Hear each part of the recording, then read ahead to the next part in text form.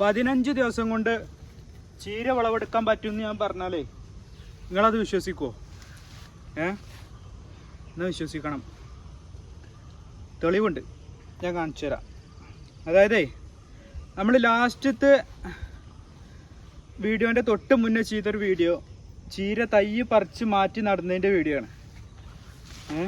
ആ ചീര ഇപ്പം ഞാൻ നോക്കുമ്പോഴേ വിളവെടുക്കാറായി. അപ്പോൾ ഇത് കണ്ടപ്പോൾ എനിക്ക് തന്നെ സംശയം, ഇതിപ്പോൾ നട്ടിട്ട് അത്ര സമയമായിട്ടില്ലല്ലോ, വിളവെടുക്കാറൊക്കെ ആയോ എന്നുള്ള ഒരു സംശയത്തിൽ ഞാൻ. അപ്പോൾ എനിക്ക് ഓർമ്മ വന്നു, അന്ന് നമ്മൾ വീഡിയോ ഇട്ടാണല്ലോ പറിച്ച് നടന്നത്. അപ്പോൾ ഞാൻ ജസ്റ്റ് യൂട്യൂബിലൊന്ന് കയറിയിട്ട് അന്ന് പറിച്ച് നട്ടിൻ്റെ ഡേറ്റ് നോക്കി. അന്ന് ആ വീഡിയോ ഇട്ട ഡേറ്റ് നോക്കുമ്പോൾ 2 ആഴ്ച ആയിട്ടുള്ളൂ. പക്ഷെ ആ ചീര നല്ല ഗുഡ് റിസൾട്ടാണ്.